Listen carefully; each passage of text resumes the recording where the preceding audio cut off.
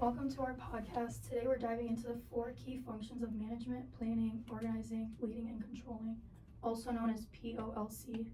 These concepts might sound like something you'd hear in a business class, but they actually show up in everyday life more than you think. We will be exploring how major companies like American Airlines, Amazon, Patagonia, and Chick-fil-A use these management strategies to handle real-world challenges, improve customer experiences, and maintain high standards.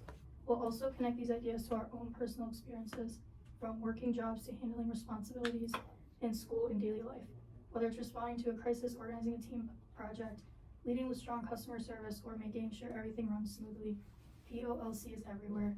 Let's break down how these management principles shape both businesses and our everyday lives.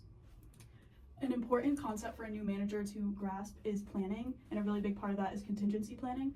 And contingency planning is when you have a plan set in place for any sort of emergency or unforeseen circumstance.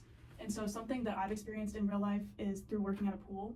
So basically whenever there's a thunderstorm or lightning, the pool closes for 30 minutes, and then every time there's more lightning, it resets, and that basically is to just protect the risk of people getting injured in the pool or around the pool.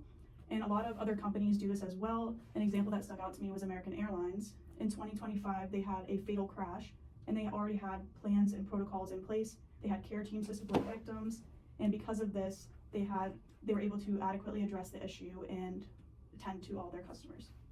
Yeah, I think that's really awesome. Planning is super important when it comes to a business. Another function of planning is using a customer-centric culture, which is really just all about keeping your customers at the heart of your business. And personally, when I think of a business that utilizes customer-centric culture really well, I think of Amazon. Amazon is one of the most customer-centered businesses out there. They have worked and planned their entire model around efficiency and swift customer satisfaction. And they have planned and programmed their website to anticipate what a customer may want next, or items to purchase alongside what they already have in their cart. They have programs like Prime that guarantee 2-day shipping, and they've also expanded into more than just shipping and products, but have also created their own product lines and entered the entertainment industry. And a personal example of how customer-centric culture has kind of influenced how I look at business is in my own little part-time summer job at this local bead and jewelry store. I use similar principles like those earlier described to anticipate what a customer may want or be interested in beyond what they already have. And I listen to what they're wanting and can try to give them something that they wouldn't have found on their own. And we always try to make sure that the customer has a good experience so that they walk away wanting to come back another time. And a good way for a new manager to implement the customer-centric culture values is that you can really just pay attention to and research your target market really well. And something like providing a survey to your customers via a QR code is a good way to know what they're wanting and to cater to that. Yeah, like another way to cater to, like, in order to get to the point where you can cater to your customers, it's important that like you're organized like in the back office, like with higher ups when you're planning for your organization. And one way you can do that is using the RACI matrix, and that stands for responsible, accountable, consulted, and informed.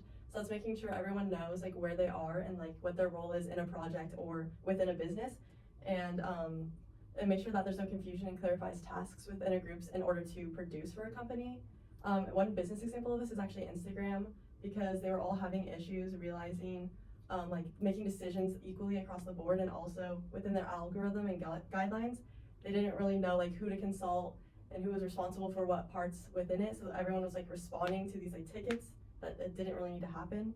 So instead they like went back and realized this person is accountable for making sure this happens. And like something that I personally feel like that would be really helpful is just like group projects in a class, like knowing that, oh, I'm accountable for doing this part, and then all members are on the same page and everyone's informed, making sure everyone gets the specific task done. And a way you could specifically apply this is like an example would be during a business meeting or for a business campaign.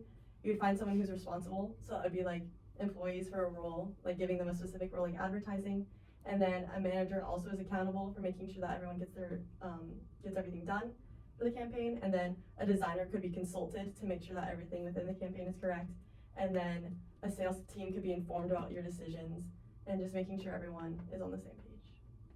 So we've gone over the P and the O of the POLC, and if we go down and go to the L, which is leading, a great example of leading would be quality management. So for my business example that I picked, Patagonia is a company that their target market is people who are outside hiking, biking, swimming, doing hardcore activities. So it's very important that their products are durable and will sustain those type of activities. So they have a very strict quality management system that balances performance with environmental responsibility. So they do a lot of performance standard for waterproof testing. They have extensive killer wash simulations and rigorous field testing by athletes. This is a great way to make sure that they are maintaining high product quality. A personal example of quality management would be making a list. So in my day-to-day life, I'm a very big to-do list person. It helps me know what I need to get done for the day. It makes me feel good checking off the box and making checklists for homework, packing, anything of the sort. So a great way that new managers could implement this into their everyday lives is having a meeting and writing down checklists to ensure that they know that their employees know what they need to get done for the day. Well, tying in with that, while making sure quality is durable and up to standard, making sure customer satisfaction is very important because you need customers to be coming back to your business.